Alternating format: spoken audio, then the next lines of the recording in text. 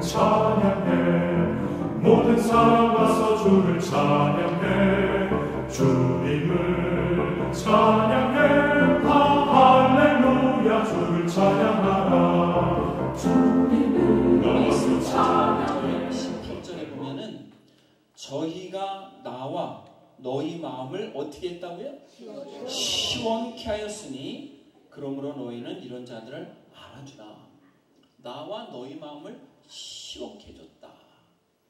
그래서 오늘 말씀의 제목은 시원케 하는 일꾼, 이런 제목입니다.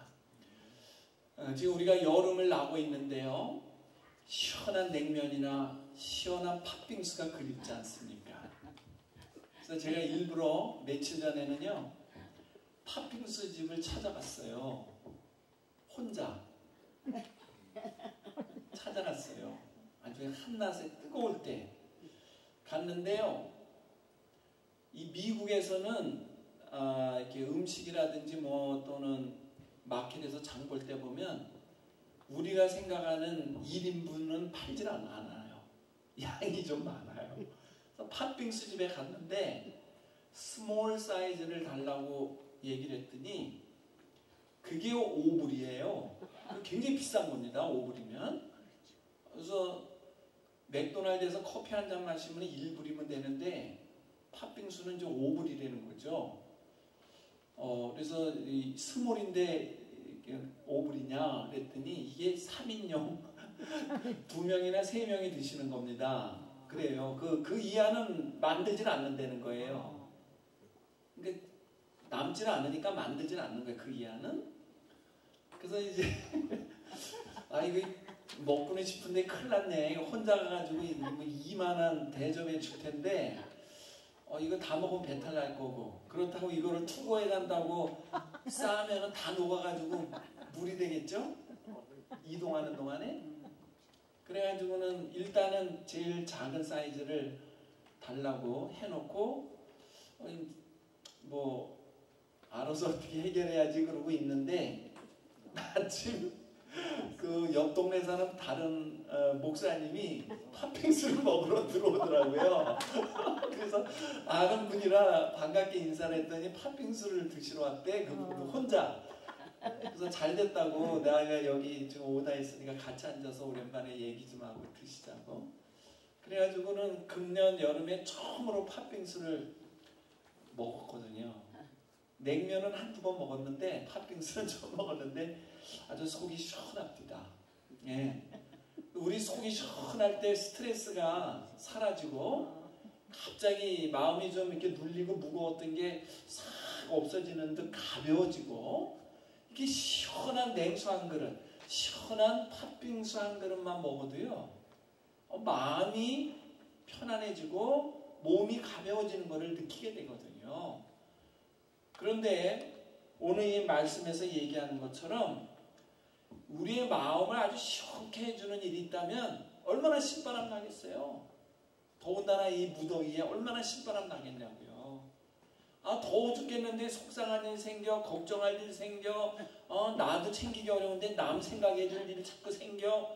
얼마나 더워요. 무겁고 코트 안 입었는데도 왜 이렇게 무겁고 더운지. 참 이게 짐을 짊어지는 게 쉬운 게 아니거든요. 그래서 이 시원케 하는 일꾼이라는 거는 우리에게 정말로 오늘 귀한 말씀으로 다가오리라고 믿습니다. 잠언 25장 13절에 보면은요, 충성된 자는 얼음 냉수와 같이 시원케 하느니라고 했어요. 하나님 앞에 충성된 자, 또 주인에게 충성을 잘하는 종들의 모습은 얼음 냉수와 같이 시원케 하느니라, 이런 말씀이 기록되어 있습니다. 이왕에 이 여름을 나야 되는데 시원하게 해주는 주인공이 되시기를 축원합니다. 내가 남에게 도움을 받아서 시원함을 누리려고만 하지 말고 내가 남에게 시원한 존재가 된다면 이것처럼 복된 일이 어디 있겠어요? 그렇지 않습니까?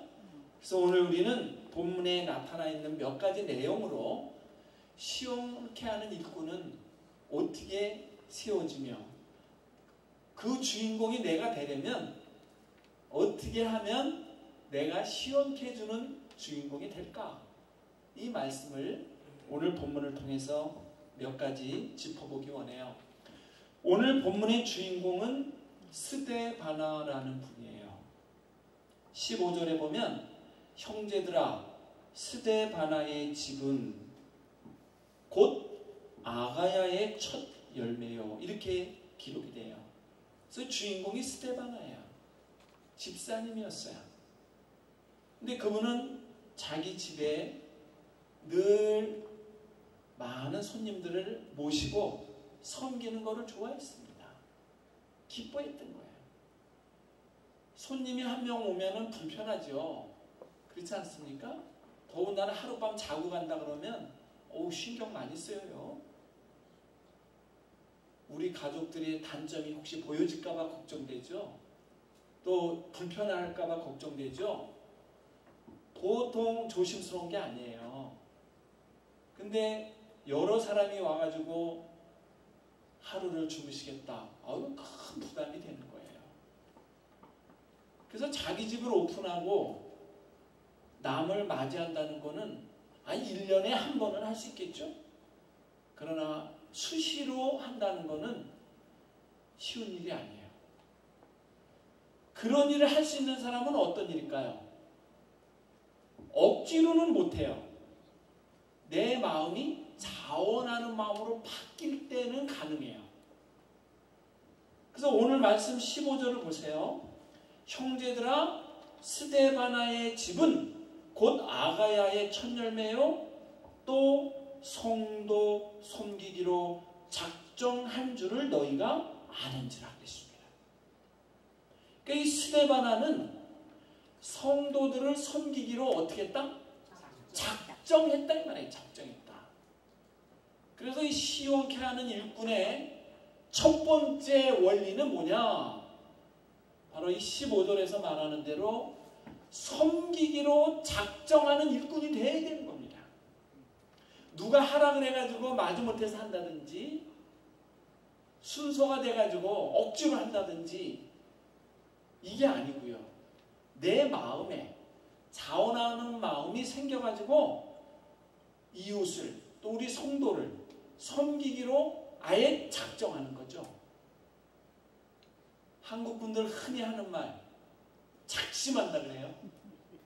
근데 그 작심이 며칠 못 가? 3일을 못 넘겨. 그래서 작심 3일 그러는데 그냥 내가 작심을 하고 우리 성도님들 우리 이웃의 분들을 모시고 한번 내가 섬겨야 되겠다. 이 다짐을 내가 자원해서 할 경우에는 항상 어떻게 돼요? 자기 집을 오픈하고 섬길 수 있는 그 출발이 되는 거예요. 저는 지금도요 한 10살 때쯤의 기억이 생생해요. 제가 한 10살 때쯤 초등학교 2, 3학년 때 그 동네에 앞마당에 나와가지고서 계속 깡통 차기도 하고요, 술래잡기도 하고 구슬치기도 하면서 이제 어울리는 또래들이 있습니다. 그러니까 학교 갔다 오면 가방 휙 던지고 앞마당에 나가서 한 5분, 10분만 이러고 있으면은요, 1명, 2명 모여요. 그러면 한 7, 8명 모입니다, 또래들이. 그러면 거기서 이제 해 질 때까지 구슬치기 합니다.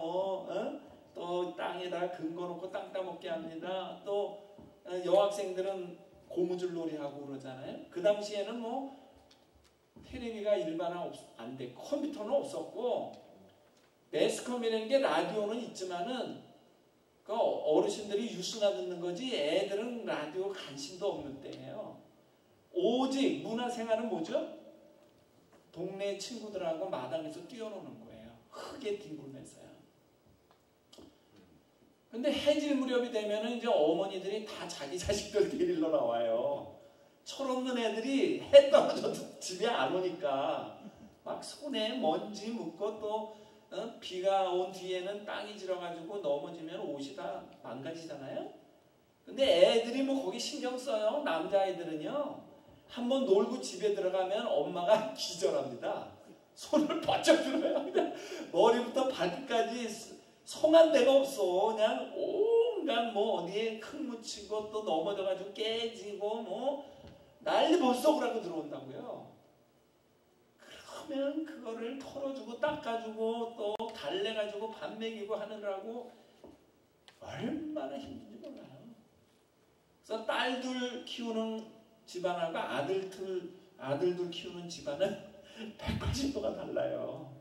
아들 둘을 키우는 집안은 유격대를 동원해가지고 매일같이 돌격!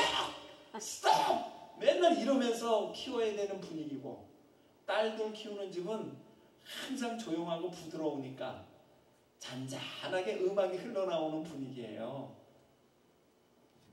그런데 우리가 열심히 놀다 보면 어느 집에 어머니가 우리를 다 불러요. 얘들아! 하고 다 불러요. 다 불러.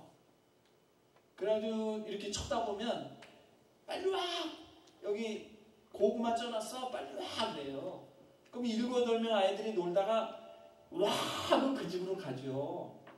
그 집에 가면은 앞마당 툇마루에다 고구마를 한 가마가 아니고 한 소 쪄가지고 딱 내놓고 너네들 이거 마음대로 먹어 그래요. 근데 제 머릿속에 어떤 기억이 있는가? 참 그 어머니 좋다. 우리 어머니가 아니고 친구의 어머니인데 항상 불러요. 자기 집으로.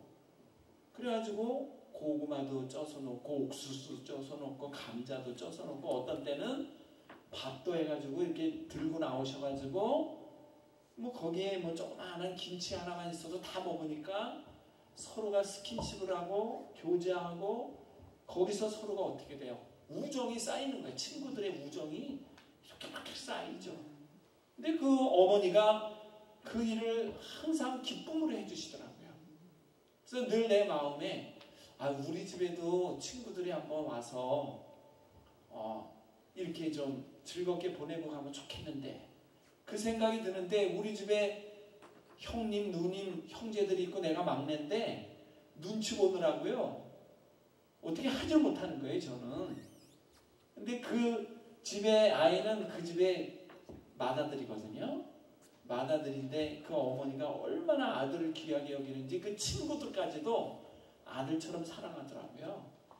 그래서 거기 가가지고 늘 함께 교제하고 이랬던 기억이 있고 공놀이를 한다 그러면은 그 어머니가 손수 이렇게 똑같은 색깔의 셔츠를 구에다가 뒤에다가 남발을 새겨가지고 바느질로 쭉 박아주고 그래서 그걸 입혀가지고 마당에 가서 공놀이를 해도 너네는 서로 알아봐야 된다. 같은 옷을 입어라.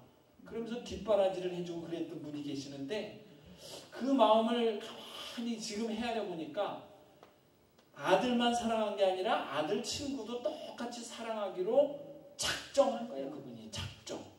섬기기로 작정한 거예요.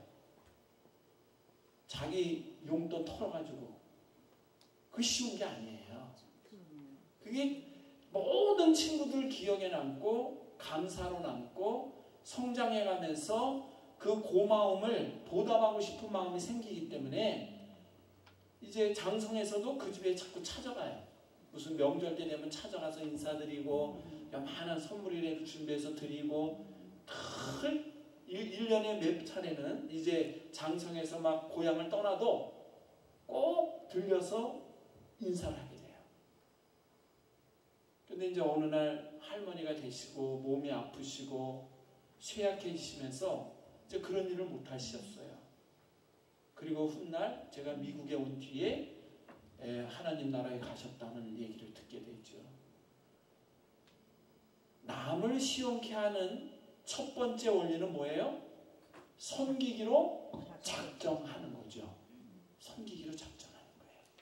그래서 우리 어르신들도 한번 올여름에 섬기기로 한번 작정해 보세요. 뭐 자기 집으로 뭐 꼭 초대하는 것만 섬기는 건 아니죠. 어떤 모양이 되든 남을 섬기려고 하는 아이디어를 갖고 다짐을 하고 실천하려고 할 때 자원하는 마음으로 하는 거기 때문에 거기에는 감사가 있고 기쁨의 열매가 있는 것이죠. 그래서 이 스데바나는 자기 집을 늘 오픈하면서 지나가는 분들 또는 같은 교회를 섬기는 분들을 초청해서 섬기기로 작정하는 마음을 가졌습니다. 그게 첫 번째 시원케 하는 일꾼의 요소다 이거예요. 두 번째로 17절을 보세요. 17절에 보니까 내가 스데바나와 부두나도와 아가이고에 온 것을 기뻐하노니 그랬어요. 저희 사도 바울이 스데바나가 살고 있는 지역에 방문했는데 기뻐하는 거예요. 기쁨으로 맞이하는 거예요. 기쁨으로 그를 영접하는 거예요. 누군가를 맞이할 때 환하게 웃고 기쁨으로 맞이하는 것은 본인도 해피하지만 그 기쁨으로 맞이함을 받는 손님은 어때요? 마음이 너무 즐겁죠? 너무 감사하죠? 응?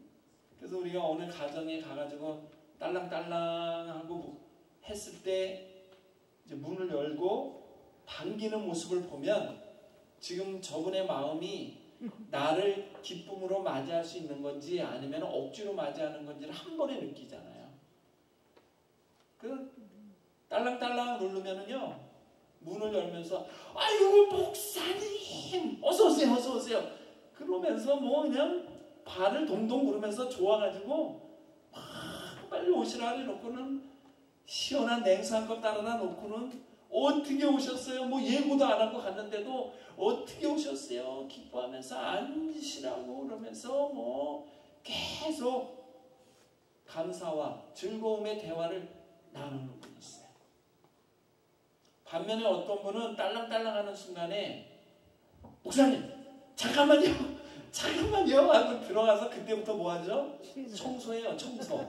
애들 방에 너그러졌는 이불 개놓고 뭐 설거지 안 하고 막 정리해놓고 탁탁탁탁탁 뛰어다니면서 막 원위치 해놓고는 벌써 땀이 송송송송송송 머리에 박였는데 이제 와서 들어오세요.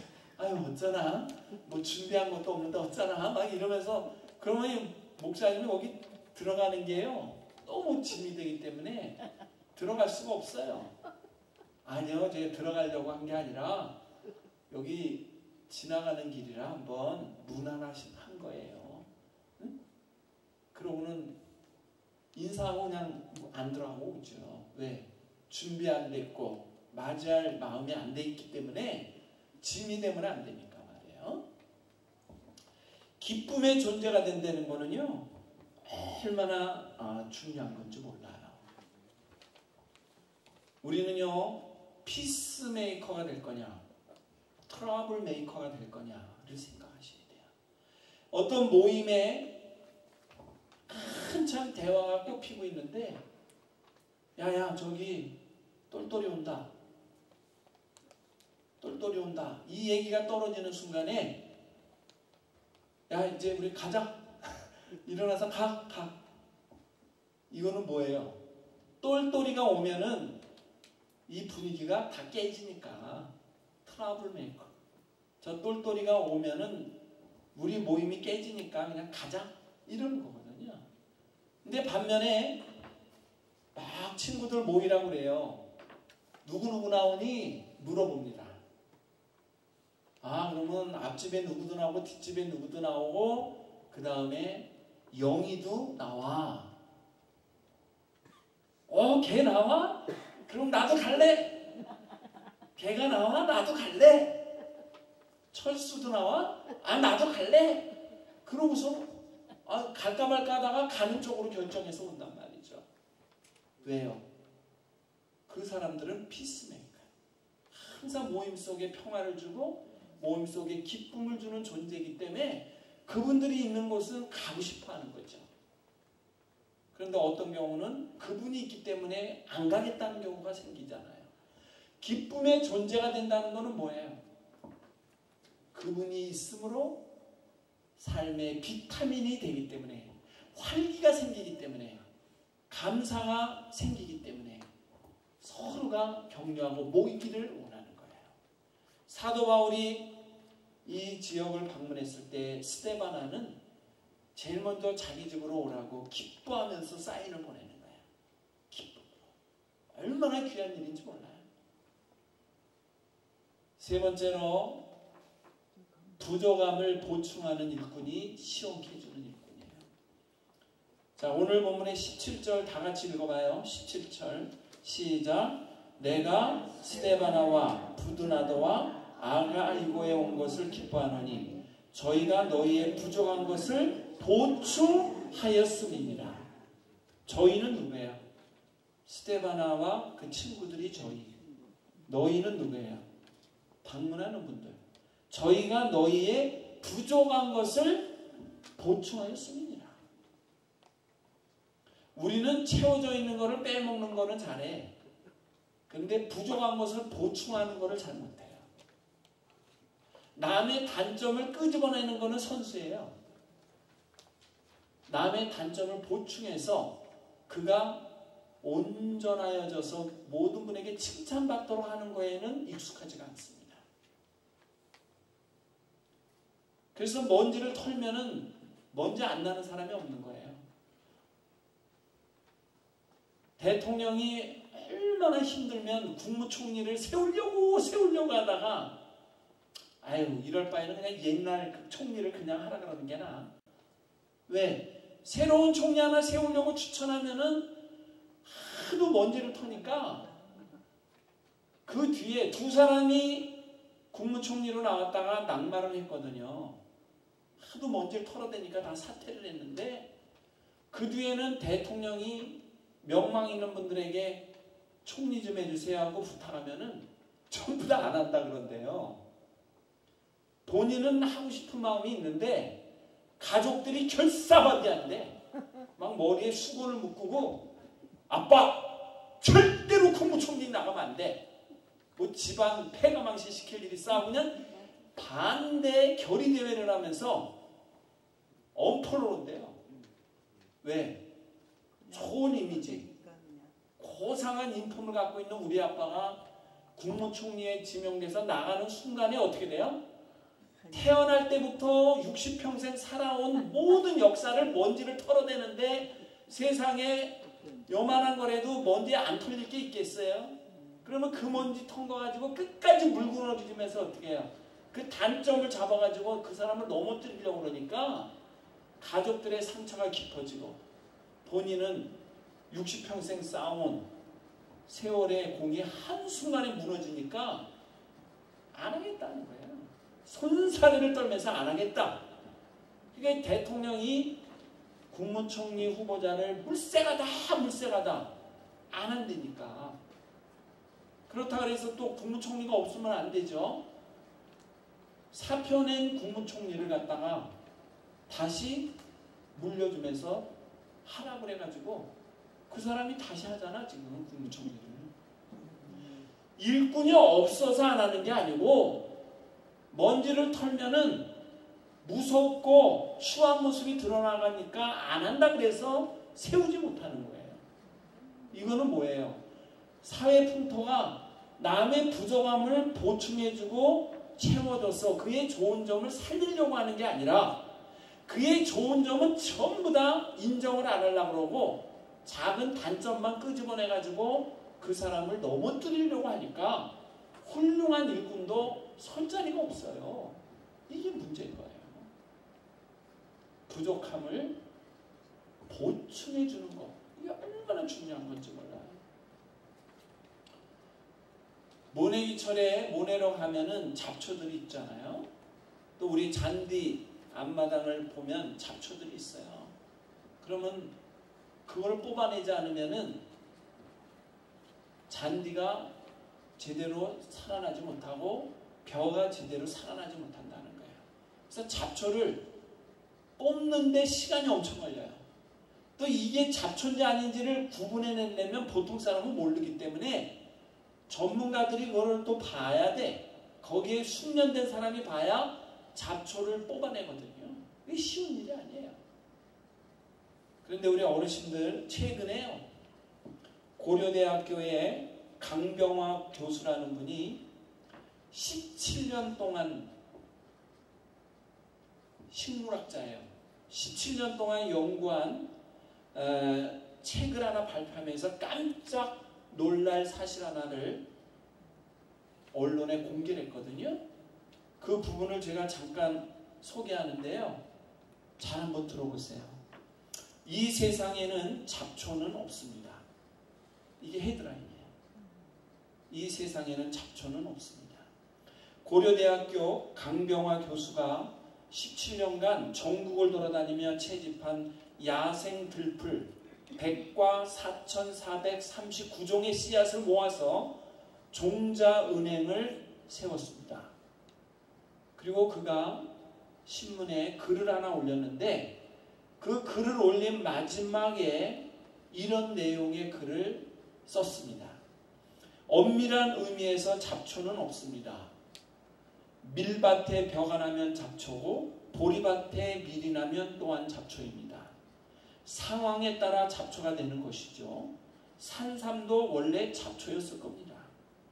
사람도 같습니다. 제가 꼭 필요한 곳, 있어야 할 곳에 있으면 산삼보다 귀하고 뻗어야 할 자리가 아닌데 다리 뻗고 뭉개면 잡초가 된다는 것입니다.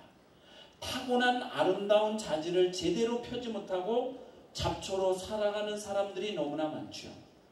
보리밭에 난 밀처럼 자리를 가리지 못해 뽑히어 버려지는 삶이 얼마나 많겠습니까? 그러나 우리 각자는 이 세상에 하나밖에 없는 그 무엇과도 바꿀 수 없는 너무 소중한 존재입니다. 우리 모두가 타고난 자신만의 아름다운 자질을 마음껏 펼치셔서 들풀같이 아름다운 세상을 만드시는 분들이 되시기를 바랍니다. 산삼이라도 잡초가 될 수 있고 이름 없는 들풀도 귀하게 쓰임받을 수가 있습니다. 이런 결론을 내린 거예요. 잡초는 없다는 거예요. 눈이 둘이 있는 곳에 한쪽 눈이 먼 사람이 오면 따돌림을 받죠. 그런데 한쪽 눈만 갖고 있는 곳에 두 눈 가진 사람이 혼자 들어가면 어떻게 돼요? 그 사람이 비정상이기 때문에 따돌림 받아요. 그러니까 잡초내는 게 없다는 거죠. 어떤 환경과 상황 속에서라도 그 부족함을 채워주기만 하면 온전함이 되는 것이지 그거를 뽑아버려야 되는 대상이 아니라는 것이에요. 시원케 하는 일꾼의 세 번째는 뭡니까? 부족함을 보충하는 일꾼. 우리 어르신들은 남의 부족함을 채워주는 주인공이 되시기를 축원합니다. 남의 부족함을 끄집어내서 동네방네 얘기하고 다니는 게 아니고 부족함을 덮어주고 그리고 온전함을 칭찬해주는 그것이 시원케 하는 일꾼이다 이 말이에요. 마지막 네 번째가 뭐예요? 마음을 시원케 하는 일꾼이 진정한 시원함을 만드는 주인공이다. 18절 다 같이 읽어요. 시작. 저희가 나와 너희 마음을 시원케 하였으니 그러므로 너희는 이런 자들을 알아주라. 사도 바울이 얘기하는 겁니다. 너희 마음을 시원케 해주는 저 사람들을 알아주라 이 말이에요. 인정해주라 이 말이에요.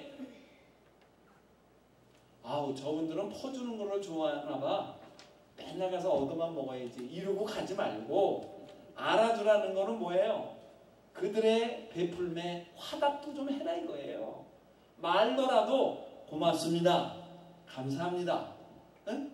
또 형편이 된다면 조그마한 선물이라도 준비하고 쌀 한 포라도 준비해서 갖다 드리면서 너무 고마워서 조그만 성의를 표합니다. 이렇게라도 하라는 거죠. 알아주라는 거예요. 아무리 모든 것을 퍼준다고 해도요. 그분들 어디서 자꾸 뭐가 솟아납니까? 아니죠. 솟아나는 게 아니죠. 철없는 아이들은 자기 어머니가 누룽지를 좋아하는지 알아요.